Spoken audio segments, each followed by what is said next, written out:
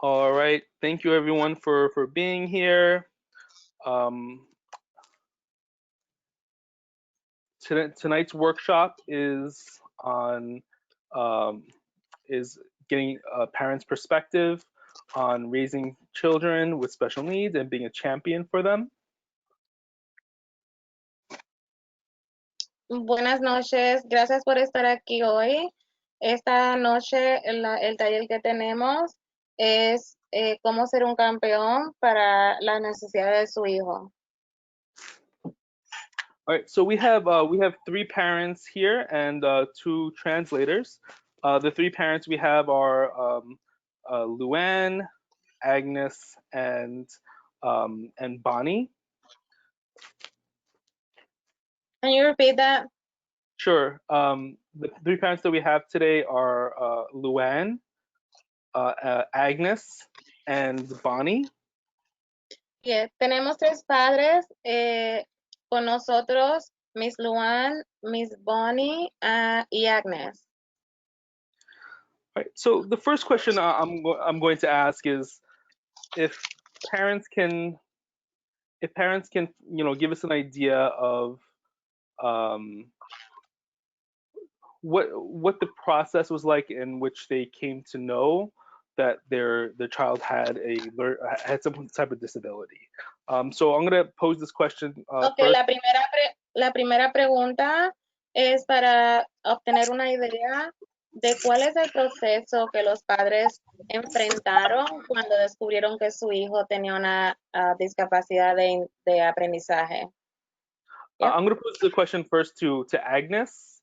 Agnes, if you want to just tell us a little bit about yourself beforehand as well. La primera pregunta es para Agnes y le queremos preguntar a Agnes que nos diga un poquito de su situación. Ok, buenas tardes a todos. Cuando yo empecé a notar rasgos, ¿verdad? De impedimento con mi niña, ¿verdad? O que yo decía que su desarrollo no era como los demás niños, fue como a los 2 años y medio, ¿verdad? El nivel de hiperactividad. Miss Agnes say that when she noticed, the first time she noticed that her daughter was having some disability towards learning, it was around 2 years old. Continúe. Okay. Su nivel de hiperactividad aumentó, dejó de descansar, dejó de hablar, tenía limitación al hablar, solo señalaba. Ella, okay, the girl she was very hyperactive, she didn't rest, and she stopped talking, and she will only point at things. Era muy sensible, tenía mucha sensibilidad sensorial, lloraba cuando el agua le caía, cuando la bañaban, tenía cambios de personalidad, dejó de estar compartiendo con las personas y se puso solitaria. Oh, okay, so she started having like sensitivity, like sensory wise, meaning that even when she was showering and her water would touch her body, she started crying, and she will have like personality changes, and she stopped playing with other kids. She wanted to be by herself. O sea, ahí fue cuando yo me di cuenta, pues, ¿verdad? Que tenía que estar comunicándome con los doctores, dejándoles saber, pues, todo lo que yo estaba viendo. Y ahí fue que nos dimos cuenta que Laila tenía un déficit de hiperactividad. Yeah, that's when mom realized that she needed to communicate with the doctors because she realized that her daughter needed help, and that's how they diagnosed Laila with the hyperactivity. Sería todo. Yeah, that's all. Okay, thank you. And now I want to ask the question to, I'm going to pose a question to Luann. Luann, can you give a response? I'm just going to unmute you first. 1 second. All right. Whenever you're ready, Luann. Okay, so my son, we had noticed that he was certainly not reaching some milestones as defined medically. So if you're supposed to, say certain words at a certain period of time, he just wasn't doing that, and it started at 18 months. Entonces, la señora Luann reconoció que su hijo tenía un problema cuando él no estaba haciendo las cosas esperadas de él, dependiendo de la edad, y comenzó a los 18 meses. We discussed with our pediatrician just that at that point in time that he was not meeting those milestones. He was not walking as expected. Was not certain. His vocabulary length was not as expanded as it should be, and that triggered us kind of again having some concerns about his ability and progress moving forward. Entonces, hablaron con el doctor que él no caminó a tiempo, su vocabulario no estaba adecuado a su edad, y eso le hizo entender que algo estaba pasando. At 18 months, he was diagnosed with PDD, which is an acronym for Pervasive Developmental Disorder. Cuando tenía 18 meses, lo diagnosticaron con algo que se llama, I'm sorry, can you repeat that? Pervasive? Pervasive Developmental Disorder. Es un desarrollo un problema en el desarrollo que se llama pervasive. And it's which is a fancy word for he prefers to be by himself. Socially, those would be some challenges that he would experience. And that began our journey on special education and services. Entonces, muchas veces él quería estar solo. Entonces, socialmente, él no necesitaba compañía y eso empezó el proceso de la educación especial para él. Thank you, Luann. Bonnie, I'm going to pose the question to you as well. And again, the question is, when you first discovered your child had a disability and what that process was like. Okay. Well, good evening, everyone. My name is Bonnie Bell Bertram, and I am the mother of 3 kids. I have a son and 2 girls. My oldest is my son, and he actually, I learned everything from my experience with him. He was diagnosed when he was of school age. His as far as milestones and everything developing, he hit every milestone when he was an infant. When he was of school age, that's when the teachers noticed that he had difficulty focusing in class. He also had what was called speech delay, where his speech was not where it should have been for his age. And that's when the teachers sort of said, we should get him evaluated because he may be needing other services. Because he was of school age, that's when they noticed all these different things.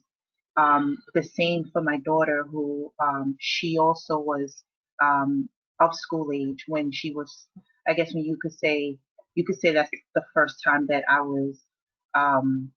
was told, because at home they both developed normally for children. The pediatrician never said to me, they're not hitting their milestones for whatever age they were in. But once they both became of school age, that's when the not, I don't want to say problem, but that's when we were told that, okay, there's something that is not allowing them to learn. Their education is going to be impacted. So what I can say is for both my son and my daughter, they were diagnosed as of school age, but their diagnosis was, for my son was ADHD, which is attention deficit hyperactivity disorder. It has 2 components. One is the inattentiveness and one is the hyperactivity. He had more of the inattention, which affected his focus in school, which affected the way he learned. And for my daughter, she also was diagnosed with ADHD with a learning disability, but she had more of the inattentive part as well as she also had her motor skills. She wasn't aware of her surroundings. So that was, I guess, that was the introduction to the other part of it. Because of her motor skills, she wasn't aware of her body. It was just something that wasn't right. So the teacher said, you know, we should get her evaluated, and then implement the proper services. So I'm going to translate it in Spanish now. Okay, buenas tardes, mi nombre es Bonibel Beltrán. Yo soy la madre yo tengo 3 hijos, un varón y 2 hembras. Mi hijo, que es el mayor, a él lo diagnosticaron con el impedimento que se llama Attention Deficit Hyperactivity Disorder. Y las letras son ADHD. Cuando él lo diagnosticaron, él estaba ya en la escuela. Él se desarrolló normalmente como un niño, como infante, él se desarrolló, pero cuando comenzó la escuela, la maestra notaba que él tenía dificultad prestando atención, no podía enfocarse, y también él tenía su lenguaje no estaba al nivel de donde tenía que estar. Cuando él estaba en el 2º grado, su lenguaje o las palabras que él usaba no eran de ese nivel.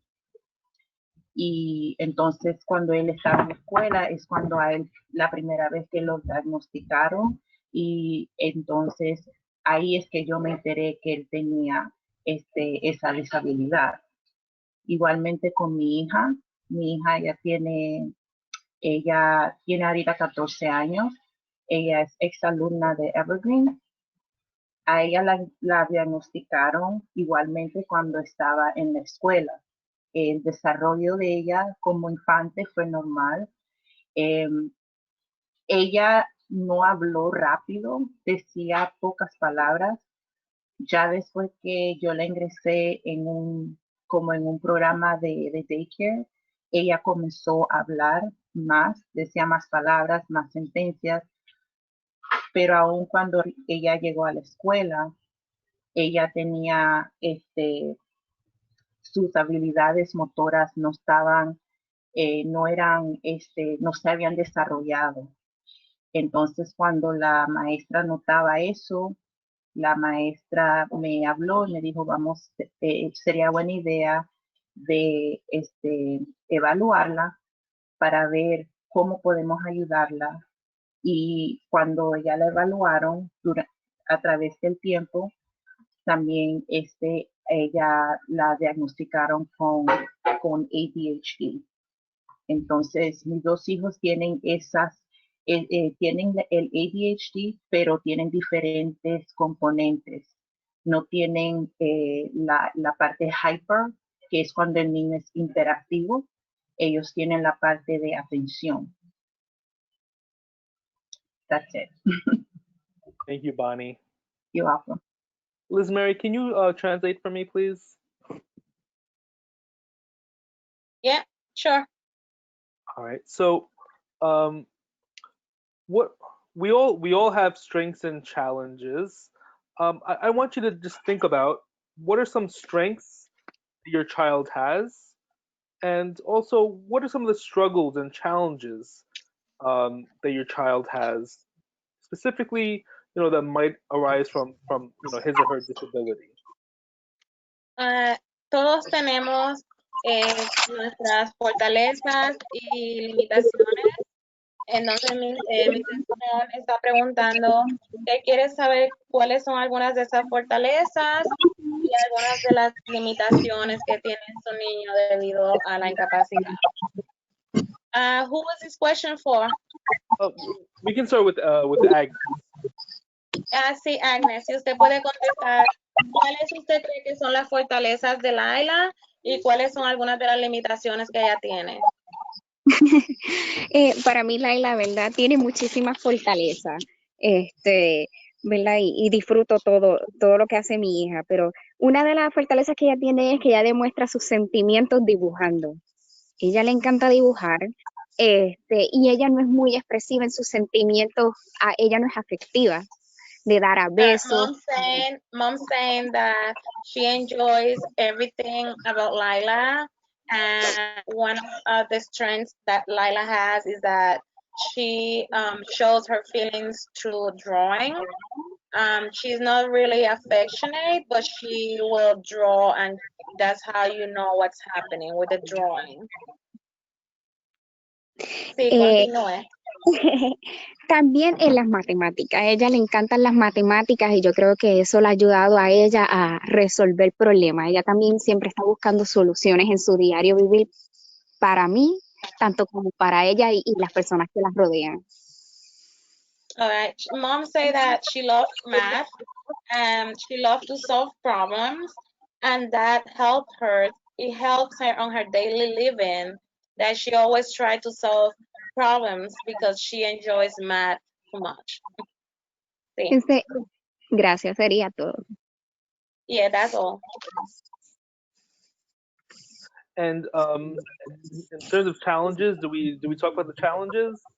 ¿Usted quiere hablar de alguna debilidad, algo que le dé más, como que más, usted sabe, con un poquito más trabajo que los niños que no tienen la incapacidad? Bueno, pues la condición, ¿verdad?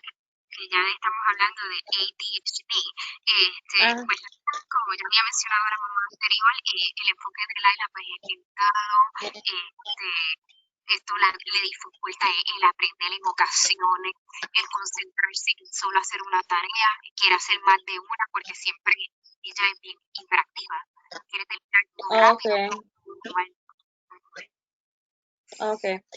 Mom said that because Lila has ADHD, she has problems like concentrating, like doing the work. She want to do more than one work at a time. That's the challenge that she finds with her. She want to do everything at the same time. Ya, y también debido a su nivel de hiperactividad, ya que los niños son hiperactivos, ¿verdad? De lo usual. Ella es un poquito más hiperactiva de lo usual y se le dificulta el dormir. Ella no duerme, no descansa y a veces estamos, ¿verdad? Que es lo que estamos trabajando, pasan las noches y ella está despierta. Son cositas que estamos trabajando con ella y en la familia pues, nos vemos afectados todos. Okay. Mom say that, you know, it's typical for the little kids to be a little hyper, but then because Lila is more than what is usual, she has sleeping problems, and sometimes she will go all night to be like she spend the whole night awake, but they're working on that, and she say that's something that is affect the whole family. Gracias. Thank you so much. Ms. Pleasant, Luann, I'm just going to unmute you. So the question is, you know, we all have strengths and challenges, Luann. You know, what are some strengths that you've noticed in your child? And at the same time, you know, what are some of the struggles that you've noticed specific, more than likely, due to his disability? As far as the strengths are concerned, he is extremely kind. He is well regarded by his teachers. He enjoys video games and anything that has a technical component to it. Entonces, mi hijo es bien amable.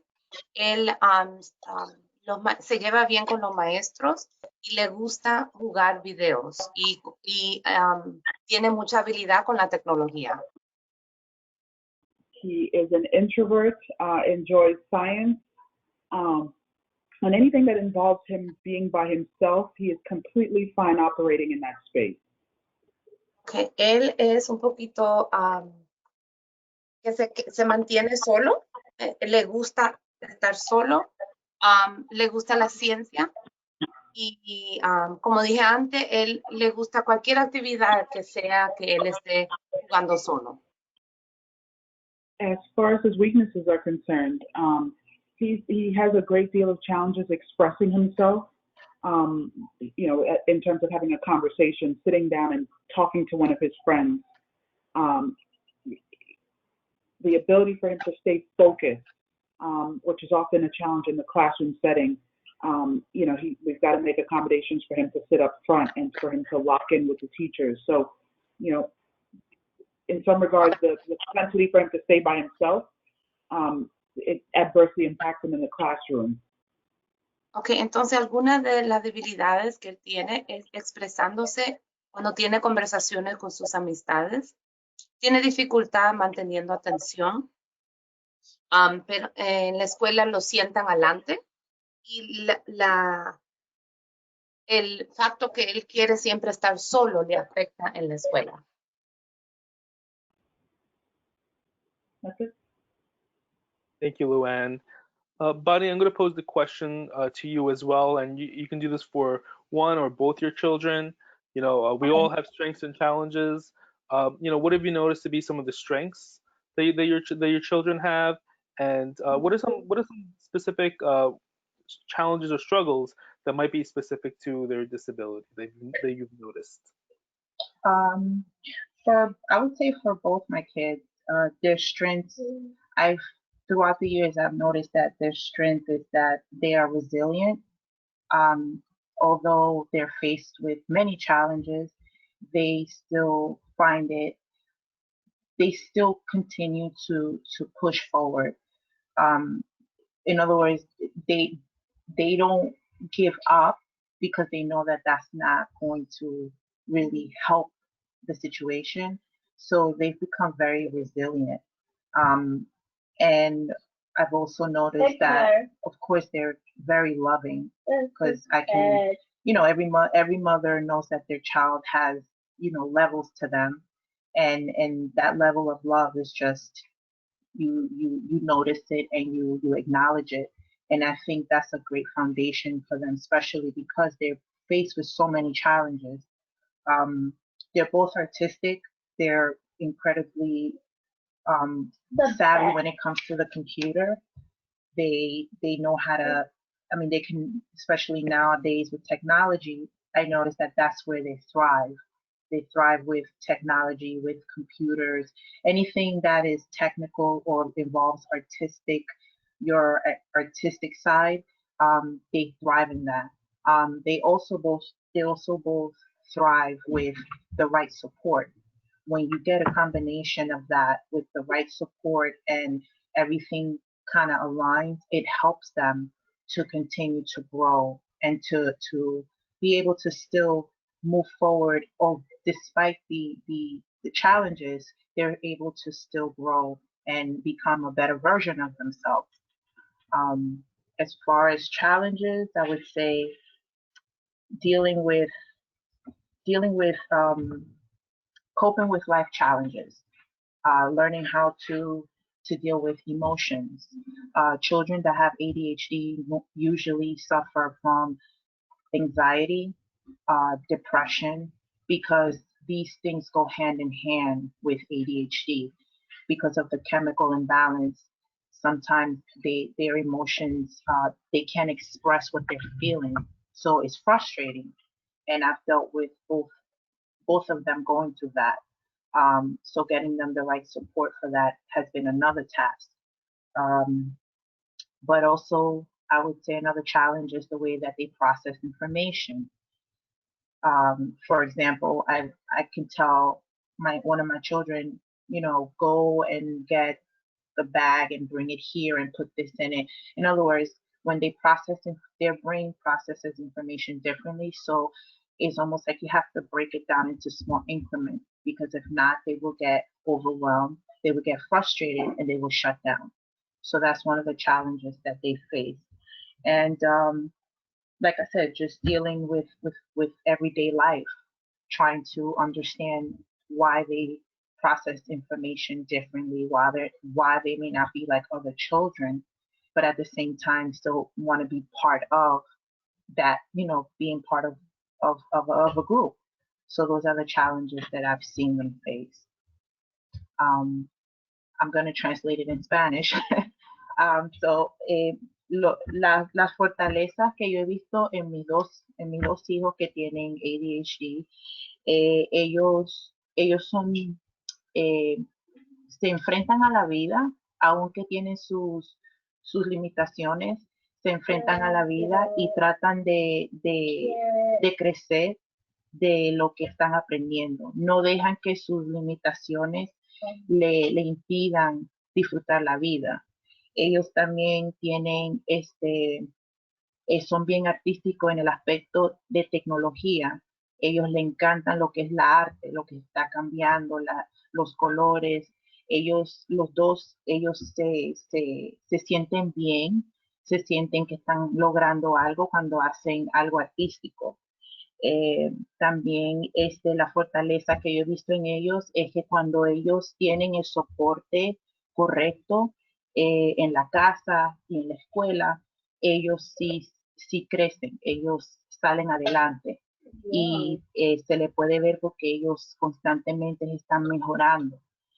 Las limitaciones que yo he visto en los dos es, es lidiar con la vida, con las cosas que pasan en la vida, con las emociones.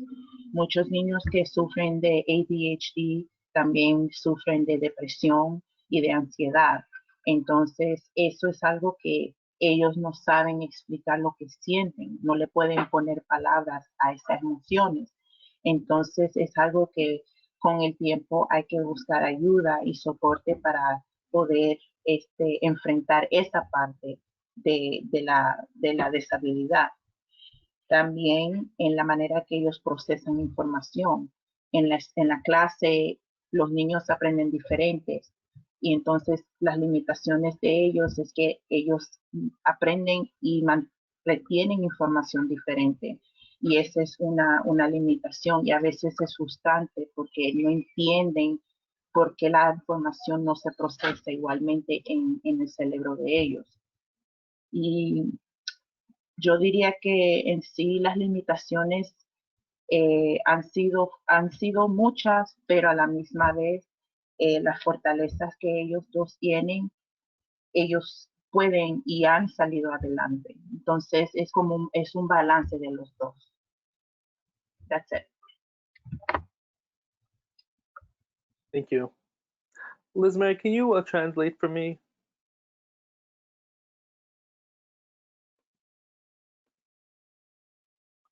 Ms. Martinez? Yes, I'm here. Okay. So the next question I have is I'm just going to leave it open to whoever wants to answer. If you don't want to answer, you don't have to answer. La próxima pregunta va a ser una pregunta abierta para que la quiera contestar. El que no la quiera contestar, no está bien, no hay problema. You know, I know specifically we talked about, you know, children with ADHD, and you know, with children with ADHD, there's always the conversation of, you know, do I medicate? Do I not medicate? And it's such a deeply, first of all, it's only the right of a parent to make that decision. You know, if a parent has made that decision, if you want to kind of walk us through what that process was like. Con los niños que tienen atención, de déficit de atención en hiperactividad, siempre está la pregunta de si lo debo de medicar, si no debo de medicar a mi niño. Ese es el derecho que tienen todos los padres. Entonces quisiéramos, si ustedes nos pueden explicar cuál fue el proceso, si usted decidió medicar a su niño o no lo medicó, cuál fue el proceso para llegar a esa decisión. Ok, a mí me gustaría hablar acerca de eso. Okay. Agnes want to speak about that. Okay, adelante, Agnes. Yo acepté, ¿verdad? Al principio el proceso de medicar a mi niña, siempre y cuando tú lo hagas con la ayuda de los profesionales, ¿verdad? De sus doctores y dependiendo de la condición de tu niño, ¿verdad? Si lo quieres tratar natural, porque yo trato ambas cosas, natural y tanto, ¿verdad? La medicina, yo creo que es una decisión personal, pero en mi caso ha ayudado muchísimo a Laila en su desarrollo, ¿verdad? Tanto educacional en la escuela, All como... right, mom, déjame explicarle. Mom said that she accepted to medicate her daughter, but with the help of the professionals, because of the condition, she felt that her daughter would benefit better. But she did try in a natural way, and then she went with the medications. But she said this is a personal decision. Siga.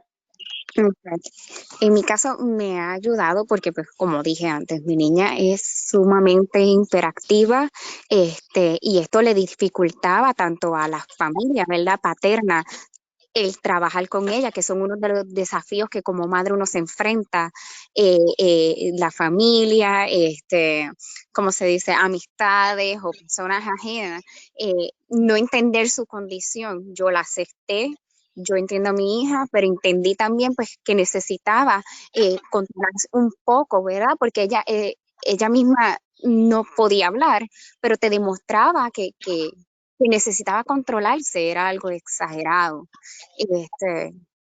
Puede continuar. Okay.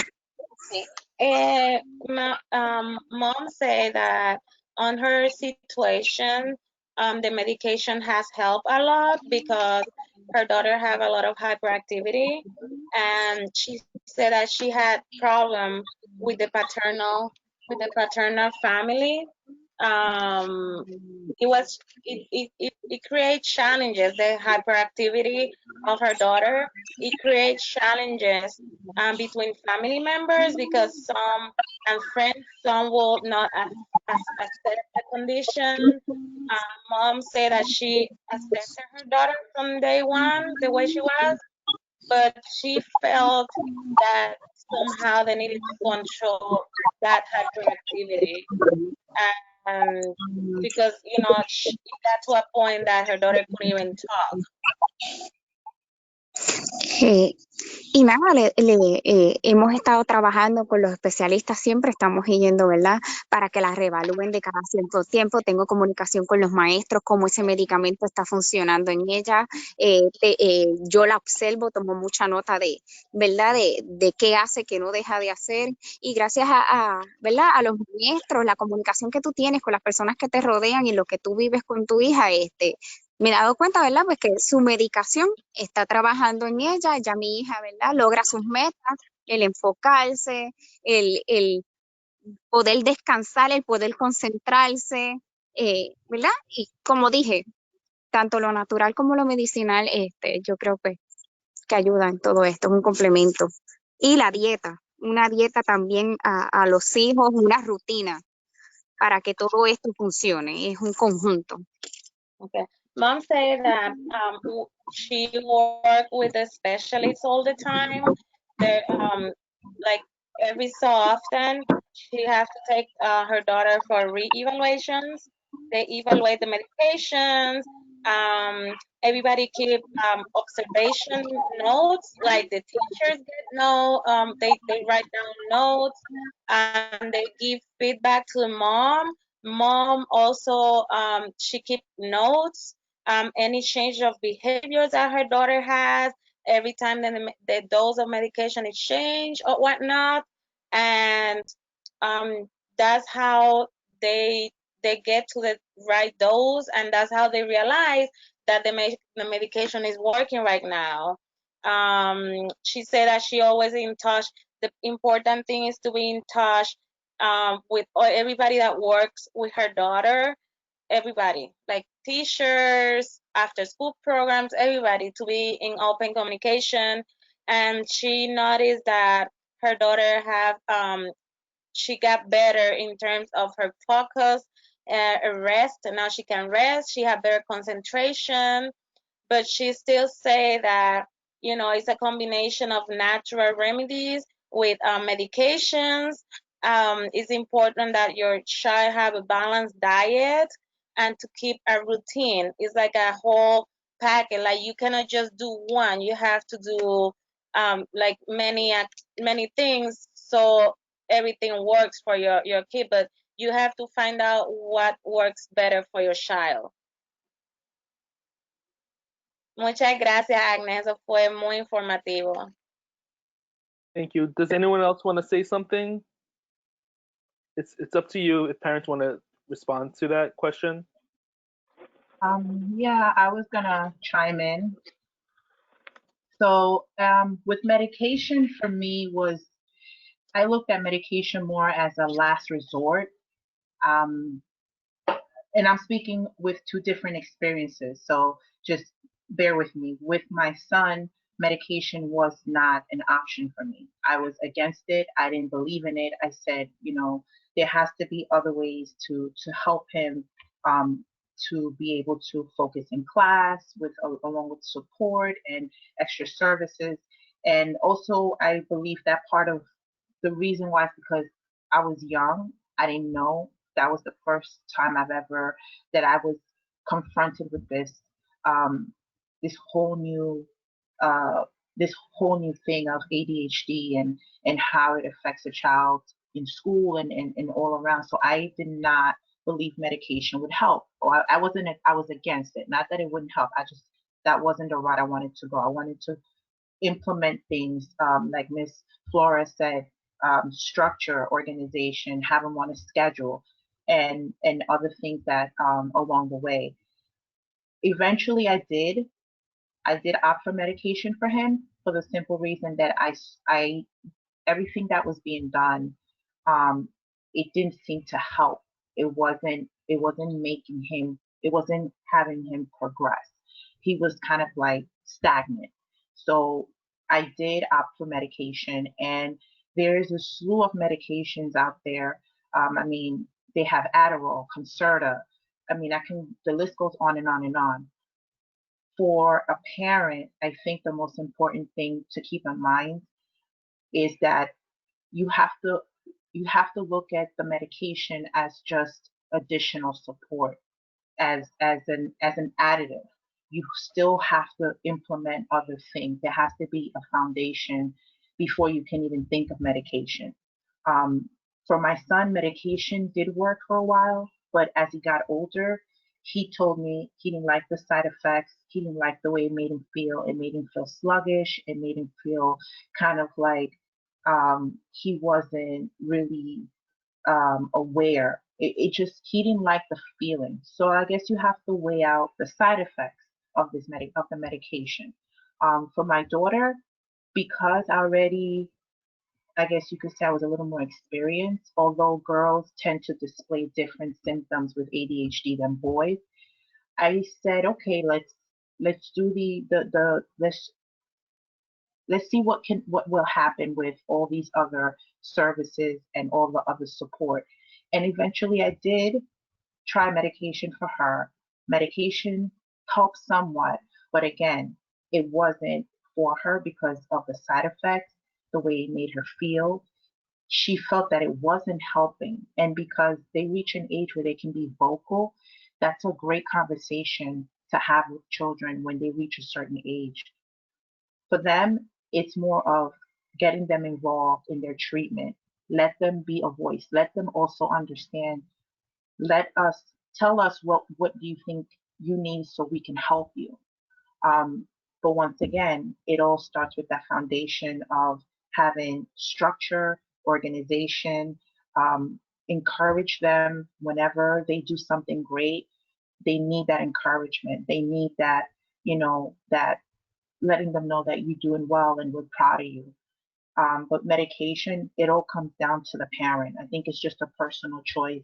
And as long as you are aware of the pros and the cons and you're okay with that, then, I don't see anything wrong with that. Yo personalmente, cuando mi niño lo diagnosticaron con ADHD, yo no quise darle medicina. Y yo no estaba de acuerdo porque yo dije, hay otra manera de que él pueda recibir la ayuda, vamos a tratar otras cosas. La medicina en ese tiempo, como yo no sabía mucho de a lo que le diagnosticaron con el ADHD, yo vi a la medicina como algo, como un escape, como algo fácil, y yo no quería eso. Y con el tiempo, ya después de que muchas cosas que estábamos tratando no funcionaron, yo cedí y dije, vamos a intentar la medicina. Él la tomó por un tiempo, pero él me decía que no le gustaba cómo se sentía. Lo hacía sentir eh, muy cansado, decía que se sentía bien agotado, como que la medicina el efecto secundario era peor de lo que la medicina estaba supuesta a hacer. Entonces, con el tiempo, yo a él le suspendí la medicina. Ya llegó a una edad que él me decía, yo no quiero tomarla, prefiero hacer esto sin medicina. Yo dije, bueno, vamos a hacerlo así. Con mi hija, igualmente en el principio, yo no quería darle medicina porque quería tratar otras maneras de soporte para ella. Y con el tiempo sí, yo cedí y le di la medicina. Y hay varias medicinas, hay muchísimas medicinas.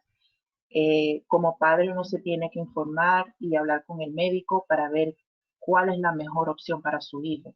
Y si usted dice que quiere intentar la medicina, hágalo, porque no se sabe si le va a funcionar o no. Y también el doctor le va a decir, si no le funciona esta, le cambiamos a otra.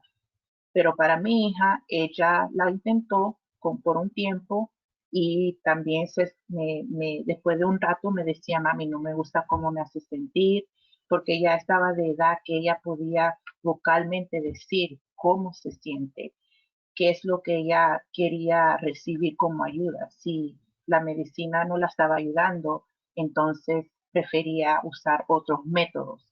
Pero como padre, yo pienso que si la medicina es una opción, debe de explorarla y ver cómo le funciona y posiblemente le pueda ayudar. That's it. Thank you. I'm going to ask my next question, starting with Luann, if Luann can answer this question. Lizmary, can you just translate this? Esta pregunta es para la señora Luan. Okay, and Luann's going to just start off with this. Bonnie talked about being, really spoke about her child and having them advocate for themselves. As a parent, you know, how do you do that? How do you get your child to speak up for themselves, to become more aware, to take a little bit more ownership of this process? I know that's something right now that that you're going through and you've been thinking about for a time. So if you can just share your thoughts. Okay, la pregunta es, ¿cómo uno le enseña a su niño a cómo abogar por ellos mismos? Y como padre, ¿cómo tú abogas por tu niño, por los derechos? ¿Cómo usted le explica a su niño a que esté atento? Y pues, ¿cómo ha sido el proceso por lo que han pasado? I think it was so important for us as Nathaniel got older and with the support of Evergreen that we engage him in the process, because at one point in time when he was younger, remember he's been going through services since he was 18 months and had the support and had all these things communicated about him throughout this process since he was that young. I've always shielded him from that. And as he got older, and I think that's really through the communicative efforts of the things that we've been dealing with at the school, to really involve him as he's getting older and he can help in terms of the advocacy part for himself. I'm certainly in the room.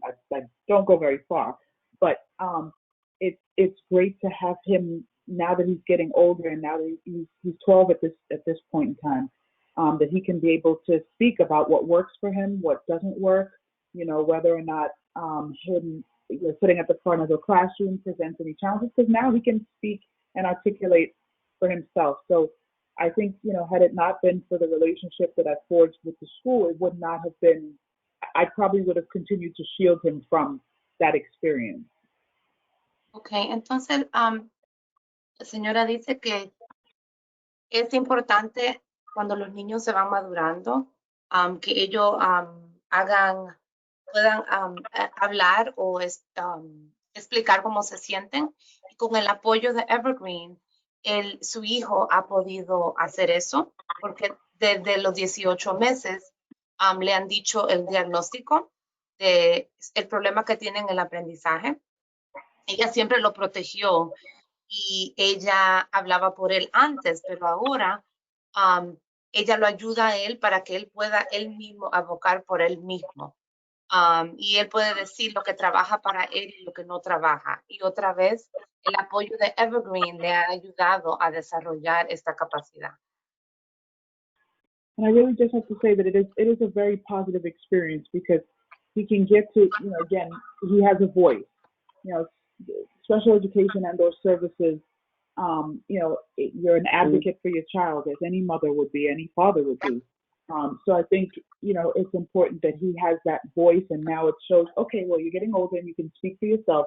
Go ahead. And it is really a very positive process, very positive. He's not hearing anything, that categorize him as a bad kid or as a problem kid. It's a very positive experience, which I'm glad, we've engaged in. Entonces, esta experiencia ha sido muy positivo para él. Él tiene una voz y es importante que él use su voz. Y él puede hablar por sí mismo. Y él no se ve como un problema ahora. Él entiende el problema que tiene, pero no se siente como que es un problema. Es una... la capacidad en cierta área no la tiene, pero no es un problema porque tiene la habilidad de trabajar con el problema que tiene. Thank you. Liz Mary, Miss Agnes, would you like to answer that? Would you like to answer next for that question on how to, what kind of process as a parent do you go to help your child speak up and advocate for themselves and what they might need? I know your daughter is still very young, so I know that's something that you'll be working on the next couple of years. But what have you done now? Okay. Liz Mary, can you just translate that real quick? Agnes, si nos podía decir cómo se ha ayudado a su hija como a abogar por ella misma. Entendemos de que ella todavía está muy jovencita, pero cómo la ha hecho entender a ella de la situación y el proceso. Ok. Primero que nada, yo quiero dejarles saber, ¿verdad? A los padres que me están escuchando, que siempre es bueno buscar una segunda opinión hasta una tercera opinión. Laila, es importante estar pendiente a las etapas del desarrollo de tu hijo. Siempre, cómo habla, hacer sus ojos, tú sabes, estar pendiente a las etapas del desarrollo del niño. Es importante estar pendiente. Liz Mari. Yeah, mom said that she wants to let you know that it's very important that you get a second or a third opinion if needed to, and to pay attention to the milestones of your child, to know what is expected for your child in every age or any step of their life. Laila fue diagnosticada con un diagnóstico de autismo al partir del año y medio o 2 años y medio. De ahí yo parto a los Estados Unidos y aquí la diagnostican con déficit de atención, con hiperactividad. Oh, okay. Yeah, when her daughter was a year and a half, she was diagnosed with autism. But then mom left here to the United States, and here is when she got diagnosed with the ADHD.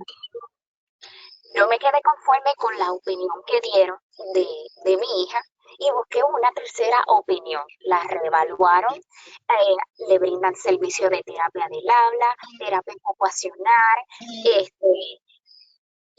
yo veo cómo mi hija va mejorando cuando yo ¿verdad? Hacemos las reuniones ¿verdad? Al año, veo qué es lo que Laila necesita, qué no necesita, cómo podemos trabajar, cómo yo la puedo ayudar en la casa, ¿verdad? En la experimentación, en la, ¿cómo se dice? La deficiencia, lo que yo veo que ella tiene que hacer o está haciendo, pero necesita ayuda. Okay. Mom said that she was not, like, she wasn't happy, she wasn't content with the diagnosis, so she got a third opinion. Their opinion, and that's how Lila started getting her a speech therapy, occupational therapy, and then she starts seeing the improvement of her daughter. She said that she realized the improvements on the yearly meetings, and then like she always tried to find out what are the needs, so she can work together with the teachers at home with her daughter, and she tried to see what are her daughter's deficits so she can focus more on the deficits. Exacto. De esta manera, pues yo puedo ayudar a mi hija, ¿verdad? Nosotros que tenemos padres pequeños que, pues, maybe no puedan hablar, no puedan expresar sus emociones, pues de esta manera, ¿verdad? Siempre con la comunicación de maestro, usted que es la enfermera que siempre, ¿verdad? Está hablando de mi niña, ay, Dios mío, se me olvidó ay, Dios mío, ¿cómo se llama? Del comportamiento. ¿Verdad? Del comportamiento con el señor que nos está atendiendo, siempre tengo comunicación con él y me han ayudado, ¿verdad? Ellos son también lo que me han ayudado, ¿verdad? A poder ayudar a Laila, a poder mejorar, a poder entenderla, a darle opciones para poder trabajar con ella. Okay. All right. Mom said that because you know, her in this case, her daughter is still very young, like to speak for herself. That's why she feels that she needs to be her daughter's voice and to advocate. And that's why she's always on communication with all the teachers that work with her daughter, with myself that I'm the school nurse, and I'm like, I will call mom whenever I see any reactions, if I know that the doses is being changed. So we always keep open communication, and with Mr. Scaraya, like he's always giving her feedback. She will come to Mr. Scaraya for any questions that she has, and that's the best way for you to advocate for your child, especially when they are that young, that they cannot work by themselves. Sí, eso es muy bueno. Yes, Sean. Thank you. Muchas gracias. Bonnie, I'm going to pose the question to you as well. You know, you have two children that are older, Bonnie. Yes. Can you just repeat the question, because I kind of forgot what it was? So, you know, we were talking about, with children, especially as they're getting older, how do we teach them to be advocates and to speak up for themselves? I mean, you have experience from two children, so you've gone through this, twice over. It's not an easy process. And if you can just kind of walk us through that, how does that happen? Sure. How do you? Yeah.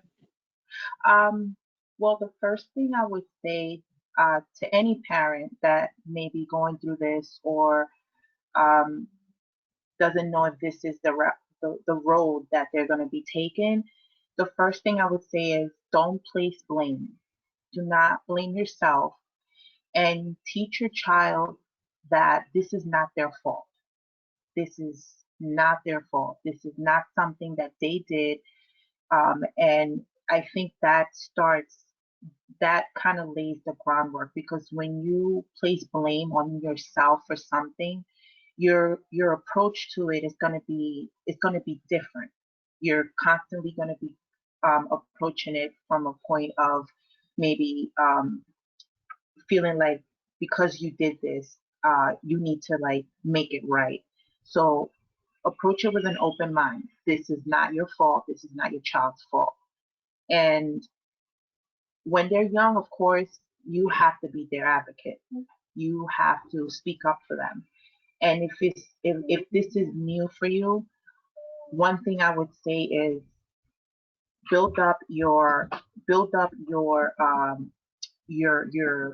I would say your your group around you, like the people that are going to help you through this. Um, be in touch with the teachers. Don't feel like you're bothering them. Nowadays, technology is great. You can just send them an email. Hey, how is my daughter doing in class? You know, have you noticed if she's being more attentive? Whatever. But in other words, reach out, because if you want that support, you have to be open to receive it. So reach out to the teachers, um, ask the questions. One of the biggest, I would say, tools that helped me navigate this whole thing was this organization. Is called CHADD, CHADD, and they stand for Children and Adults with Attention Deficit Hyperactivity Disorder. And they have a wealth of information on there. There are other organizations, but they're nonprofit. But this is the one that I found a lot of helpful information, along with support from the school.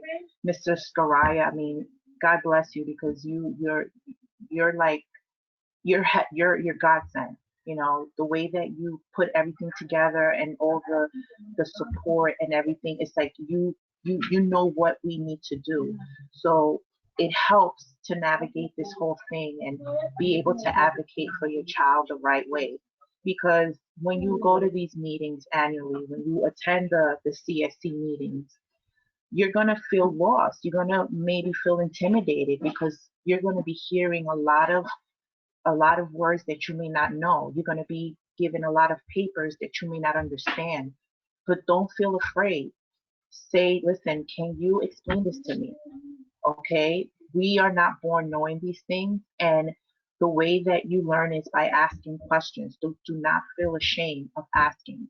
I don't understand. I need to clarify this, because at one point or another, you're going to have to sit with your child and you're going to have to explain to him or her, okay, this is why we have these annual meetings. This is what goes on at these annual meetings, is to set up your support for the school year. And it's good to involve them in the conversation, or have an open dialogue with them when they're old enough, when they start to ask you questions. Well, mommy, I noticed that I get pulled out of class every day for an hour and I meet with this teacher, or I noticed that I take a test and I have more time, or they tell me that I have to go to another room to take a test. They're going to ask you.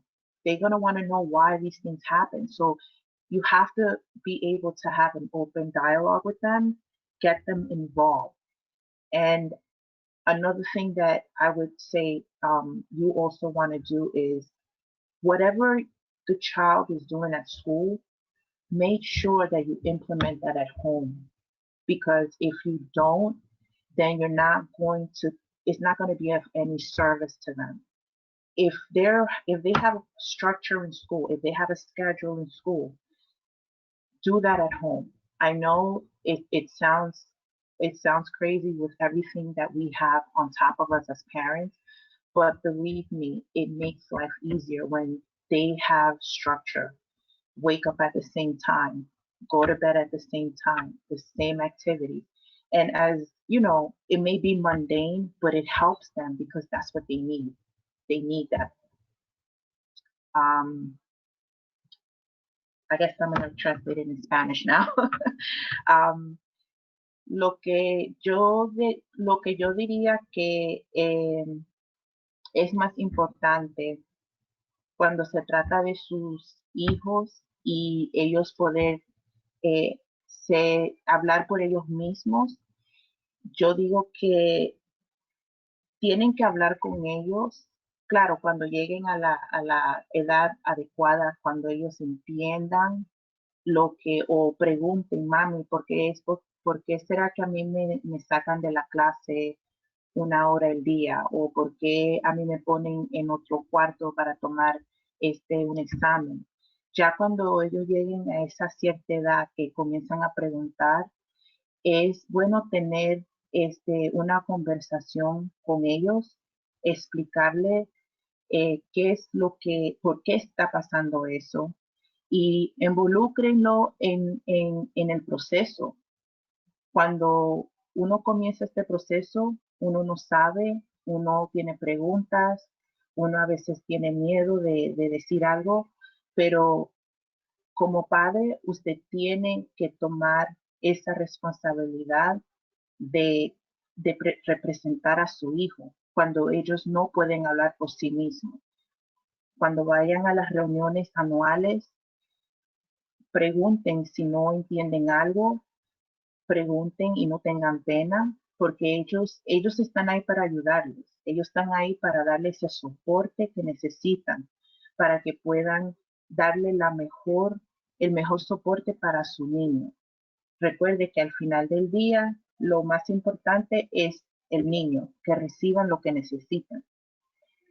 Otra cosa que yo diría es eh, la manera que el niño tenga su estructura en la escuela, es muy importante tenerlo en la casa, porque esa estructura es lo que los mantienen a ellos enfocados y le ayudan a navegar todo eso que ellos tienen que recordar en la escuela, que tienen que hacer, pero es importante que las dos cosas trabajen mano en mano.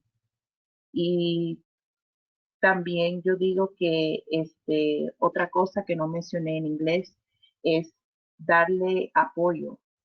Cuando hagan algo bueno, déjenle saber, estoy orgulloso de ti, está haciendo buen trabajo, porque eso le ayuda para que ellos sigan adelante. Okay? Thank you. Liz Mary, can you translate for me?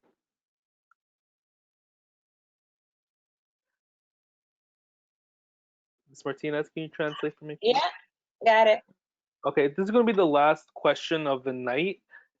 If parents have questions of their own, please post it in the chat room or in the question box. But this is going to be the last question for each of the parents. And what tip or suggestions do you have that you've learned, as a parent, would you give to another parent that might be watching this? If we can start with Miss Agnes first. Do you want to translate that first? La pregunta que se le va a hacer a todos los padres es, ¿qué idea, qué sugestión, qué sugerencia usted le hace a otros padres? Algo que funcionó para usted, que usted le recomienda a otros padres que a lo mejor están pasando por la misma situación. Miss Agnes, si usted puede empezar. Sí, una rutina, la sugerencia, ¿verdad? Que ha funcionado conmigo es una rutina, ¿ves? Como dijo la mamá, desde que se levanta, desde que comienza su día hasta que, ¿verdad? Hasta que se acuesta. Los niños funcionan con rutina, a ellos les gusta la rutina, ellos saben ya qué es lo que va, ¿verdad? Lo que vamos a hacer a cierta hora, después que, ¿verdad? Ellos saben cómo van a trabajar, ellos no les gusta sorpresas, los cambios no son muy buenos, los cambios para los niños, por lo menos para mi hija, los cambios no son muy buenos. Siempre le hablo antes de hacer algún cambio drástico, ya sea de vivienda, unas vacaciones y demás, tengo comunicación con ella y la preparo con anticipación. Okay. Mom say that routine works better for her daughter. Whenever there's gonna be a change, she will prepare her daughter as soon as she knows about the change. Even if it's just a vacation or anything that takes her out of the routine, she inform her and she prepare her ahead of time. That works really well for them. Nada, siempre estoy recalcando lo buena que ella es, nunca recalco, ¿verdad? Sus debilidades, sino que Okay. digo, wow, es excelente esto que estás haciendo, esto está bien, podemos mejorarlo de esta manera. Trato de tener un ambiente de armonía para ella, una mascota, una responsabilidad que a ella le gusta, algo que a ella la motive mucho, premiarla por sus logros, y sobre todo darle mucho amor y tener mucha paciencia. Y pero a los padres le digo, ¿verdad? Que no comparen a su niño con nadie, que el desarrollo de cada niño es individual y que acepten la condición de su hijo, que los amen tal y cuales son. Necesitan Yeah. mucho amor. Yeah. Mom say that she tried to reinforce her daughter when and her positive, not in the behavior, but like in the positive. Whenever she accomplished something, she tried to give all the attention to the positive accomplishments rather to the negative. She tried not to point the negative, because not all the kids gonna develop the same way. And she say that giving her a responsibility like a pet, it helps a lot, because like she feels like she's useful, having that responsibility. And also that to realize that not all the kids are going to be the same, and to accept your child the way they are, accept the diagnosis, and just like educate yourself regarding the diagnosis so you can help your child the best you can. Sería todo. Gracias, Miss Agnes. De nada, a usted. Thank you. Yeah. Luann, did you want to? The question again is, what tip, suggestion do you find was useful for you as a parent that you might give to a parent that might be watching this? I think it's important to include, to have that sense of community, as another parent said, surrounding yourself with those individuals who can be a support, whether it be the pediatrician, and keeping them attuned to what milestones and or what changes your child is going through from a health perspective, if considering medication. So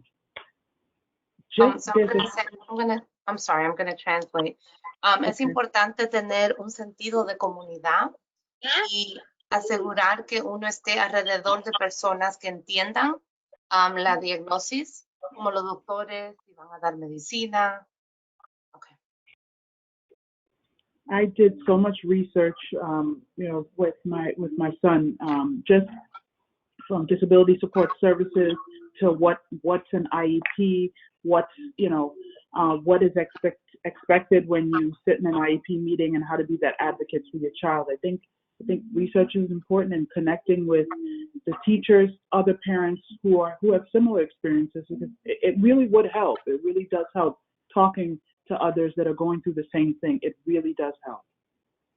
Entonces, ella hizo mucho estudio sobre la disabilidad de su hijo y cómo apoyarlo, y cómo poder apoyarlo en las reuniones de los IEP, del programa individual académico para su hijo, y cómo poder hablar por su hijo.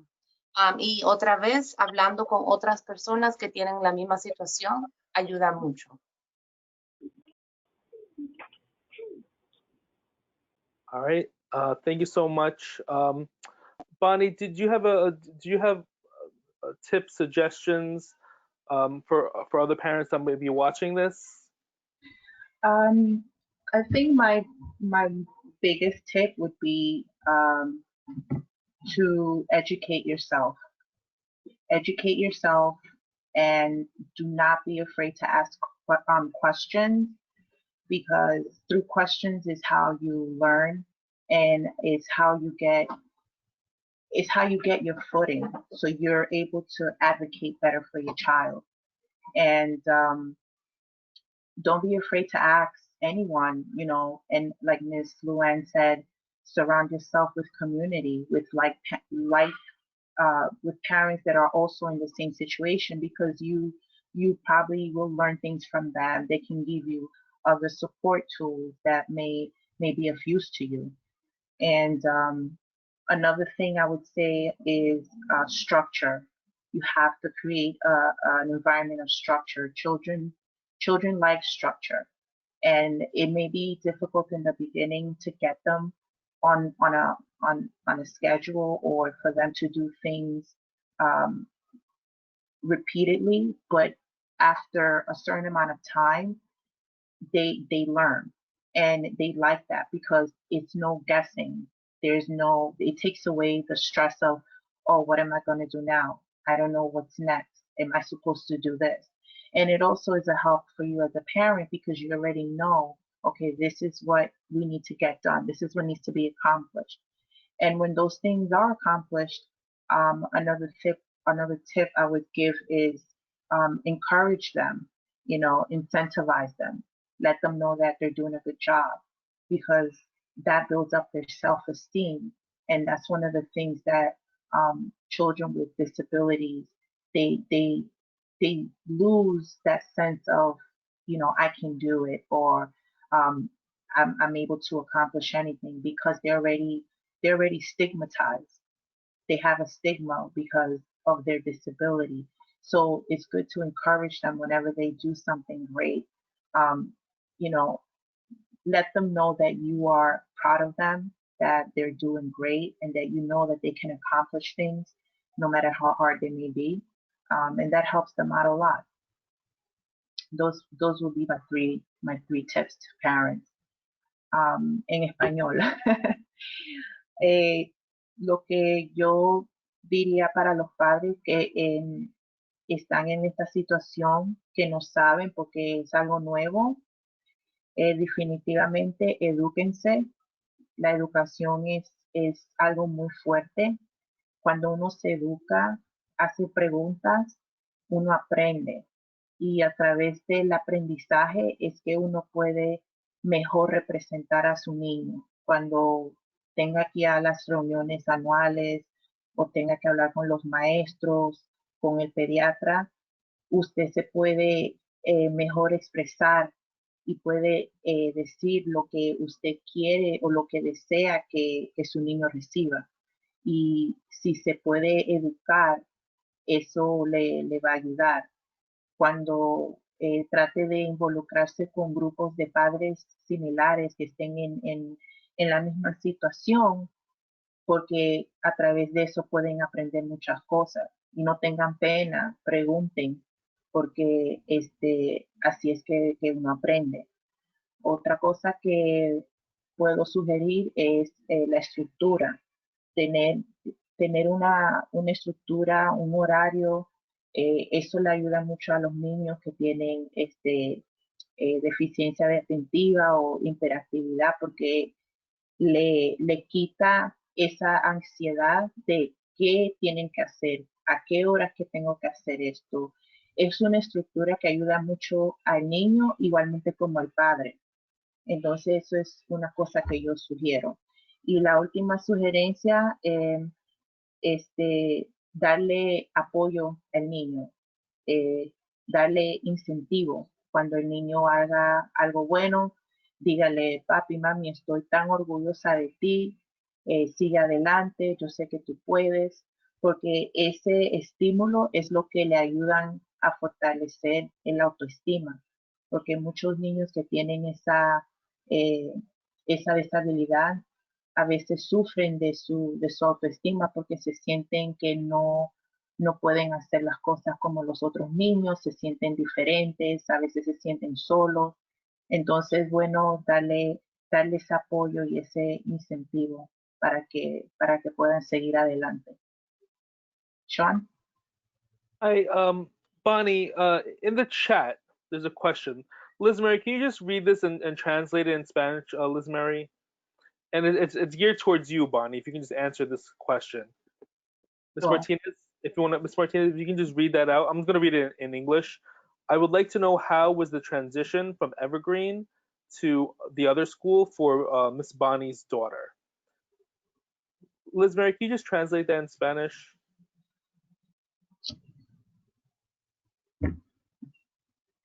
Oh, sorry, let me unmute you first. Sorry, go ahead. Thank you. Ok, la pregunta para Miss Bonnie es, nos gustaría saber cómo fue la transición de la escuela de Evergreen para la otra escuela de su hija, Miss Bonnie. So my daughter, she's now in high school. She's a freshman. She's at the Academy Charter School. So she's still in the charter school system, which is great because that's all that I know. The transition in the beginning, I would say, was rough because in high school they're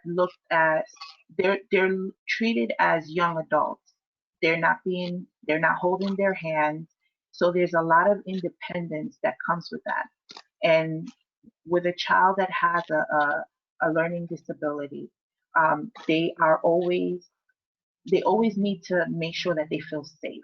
They have to have sort of like I don't want to call it a safety net, but that's what it is. They need to know that they're going to be safe. And with the transition of classes, you have to remember a schedule. The demand is high. So in the beginning, it was rough. There was times that she felt very overwhelmed. But now that she's in this routine, once again, structure, she's in this routine, she's already getting acclimated. But anytime that there's a big shift for for children like this, it does make it rocks their world. That's what it really does. It does rock their world. But along with the support that they have given me and the support that I still get from Mr. Scaraya and from Evergreen, she's doing much better and she sees that she can do this. She sees that there's potential in her.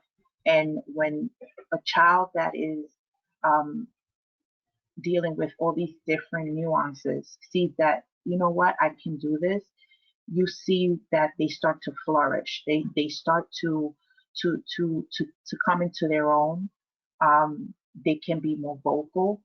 She's a little more vocal now as far as the things that she knows that works for her and the things that don't work for her. And she's actually attended the CSC meetings, so she can sit in on the meeting and she can speak and she can say, you know, this is what I think would work, or this is what is not working. So it's coming along.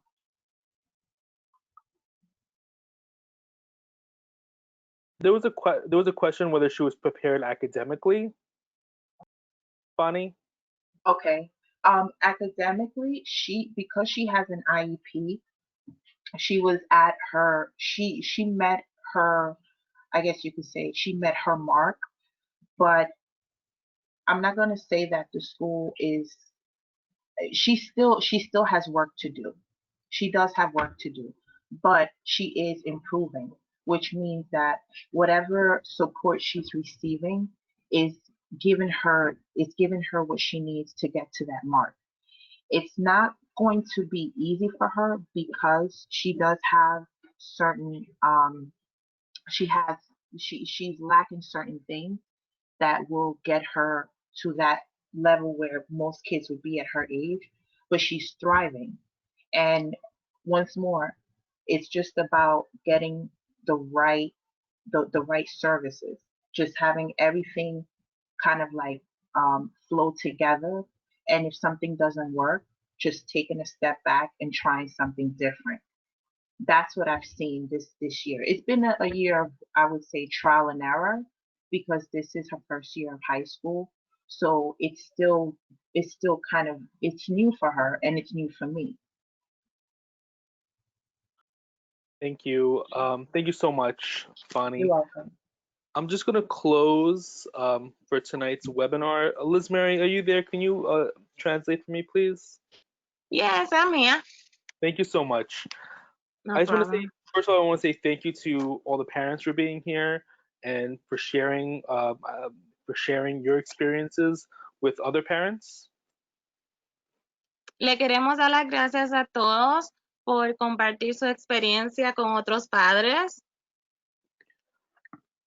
Before anyone was a child with, before anyone was a parent of a child with a disability, everyone was a parent of a child. And it was a learning process for them to learn how their child learns a little differently and to adjust to that. Sabemos que es un proceso diferente porque primero ser padre no es fácil, entonces después es una tarea también adicional a acostumbrarse a ser padre de un niño que tiene unos no dificultades, no le queremos llamar dificultades, pero tiene como unas metas más que los niños que no tienen la incapacidad. I just want to say that, you know, for all of our children, it takes a village to raise. And what I mean by that is it takes that communication between parents and teachers and the school and you know, anyone else that might be in that decision-making process.